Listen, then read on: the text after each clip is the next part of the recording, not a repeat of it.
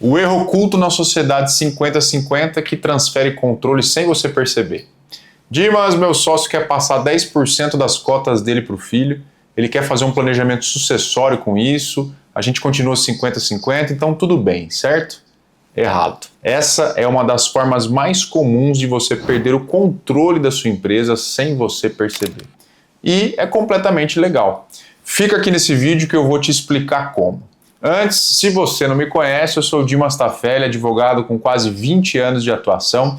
Já aproveita e curte esse vídeo aqui, segue esse canal, me dá aquela moral aí, se esse conteúdo te ajudar. Uma das coisas que eu mais vejo no dia a dia são empresários que tomam decisões aparentemente simples, sem entender muito o impacto jurídico real que elas vão ter no dia a dia da operação. Eu vou falar aqui sobre situações clássicas, por exemplo, que envolvem números de sócios dentro da empresa. A maioria das pessoas pensa assim, bom, se eu tenho 50%, meu sócio tem 50%, tá tudo empatado, tudo igual. Se ele passar a parte das cotas dele, por exemplo, para os filhos dele, continua 50-50, então tá tudo certo. Mas está errado.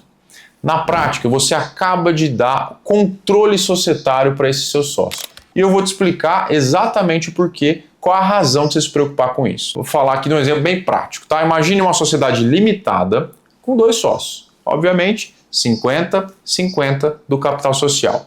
Sociedade paritária clássica. Um dia, um dos sócios te procura e fala assim, o seu único sócio fala assim, eu quero passar 10% das minhas cotas para o meu filho, eu quero começar a fazer um planejamento sucessório, já ir preparando ele para entrar na operação e tudo mais. Aí você pode pensar o seguinte, olha, beleza, ele vai ficar com 40%, o filho com 10% e eu tenho 50%, eu continuo ainda com 50%. A paridade se mantém, não tem problema.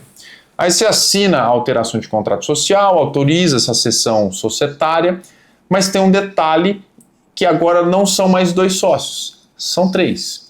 E isso, na dinâmica da sua empresa, pode mudar tudo quando eventualmente tiver um problema. Eu vou te explicar por quê. Tem um artigo específico no Código Civil que a maioria dos empresários desconhece, talvez por falta de conhecimento mesmo, orientação, enfim, que é o artigo 1010, parágrafo 2º do Código Civil, que ele diz o seguinte, nas deliberações sobre os negócios da sociedade, se houver empate, prevalece a decisão sufragada por maior número de sócios. E se esse critério também der empate, aí vai para o juiz decidir. Então eu vou traduzir isso aqui, traduzir esse juridiquês. Em caso de empate de votos por capital social, quem tem mais sócios do seu lado, quantidade, cabeça, vai ganhar. Então voltando lá ao nosso exemplo.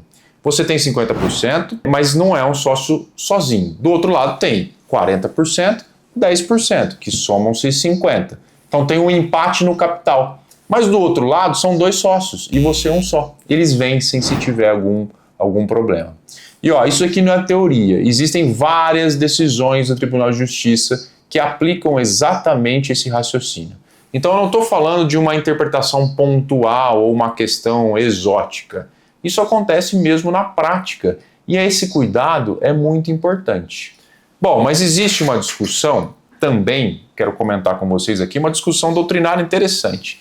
Essa divergência entre os juristas, doutrinadores, é sobre o alcance desse artigo que eu mencionei. Tem uma corrente que entende que esse critério de desempate por número de sócios se aplica a toda deliberação societária que não exija unanimidade. Ou seja, os empresários ali decidem a vender um imóvel da empresa, alterações contratuais sobre matérias que não precisam de voto unânime, tudo.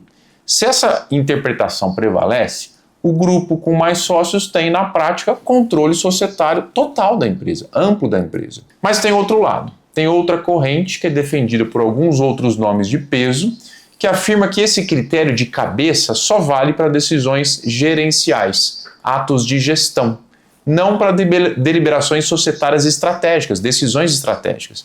Então seria um desempate só para a administração do dia a dia, não para decisões de alteração de estrutura ou questões mais relevantes dentro da sua empresa. Inclusive, existem também decisões judiciais dos tribunais que já deixaram claro que existe algum nível de preocupação com o uso indiscriminado desse critério de cabeça de sócios. Então, nessa linha, tem quem entenda que seria problemático, por exemplo, dar controle de fato a um grupo que não detém a maioria do capital social.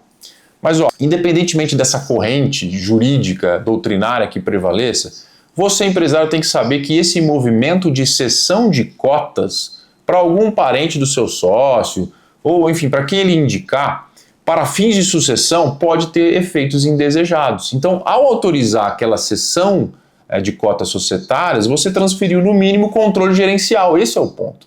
Dependendo da interpretação, do caso, da discussão que tiver ali, você pode ter transferido o controle societário completo para esse sócio sem querer, sem perceber. Por quê? Porque você não tinha um acordo de sócios que trazia, por exemplo, a previsão de manutenção de paridade ou, melhor ainda, critérios claros de desempate. E olha, se no futuro você descobrir que foi enganado, que tinha dolo, má fé do outro sócio, que ele fez esse movimento de propósito, você até pode entrar com uma ação para tentar anular essa alteração contratual. Mas daí tem um problema. Em direito societário, vícios de consentimento são analisados com muito mais rigor do que em outras áreas do direito. Então, é uma prova mais complexa. O princípio legal é que os empresários são mais cuidadosos, mais diligentes, eles entendem que estão assinando. Você é maior, capaz, tem dinheiro. Então, a tese para provar que você foi enganado, que existiu algum tipo de erro ali, é muito mais complexa. Então, é por isso que você tem que entender que a previsão nesse tipo de movimento societário é fundamental. E estruturar um bom acordo de sócios antes desse problema acontecer é infinitamente mais barato e mais seguro do que tentar resolver depois essa questão na justiça.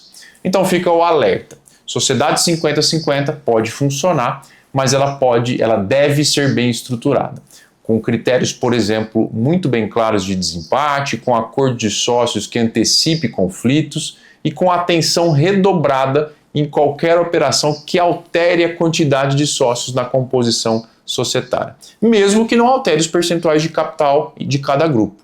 No dia a dia dos negócios, na prática mesmo, dia a dia, esses detalhes eu percebo aqui na minha atuação fazem toda a diferença. Parecem inofensivos, mas podem custar o controle da sua empresa, tá? Eu espero que esse conteúdo faça sentido para você, que traga um alerta para você, e se te ajudou, se inscreva aqui nesse canal, eu posto bastante conteúdo sobre direito, sobre negócios, todas as semanas. E se você tiver alguma dúvida ou quiser sugerir algum tema, deixa aqui nos comentários e deixe também seu like aí nesse conteúdo.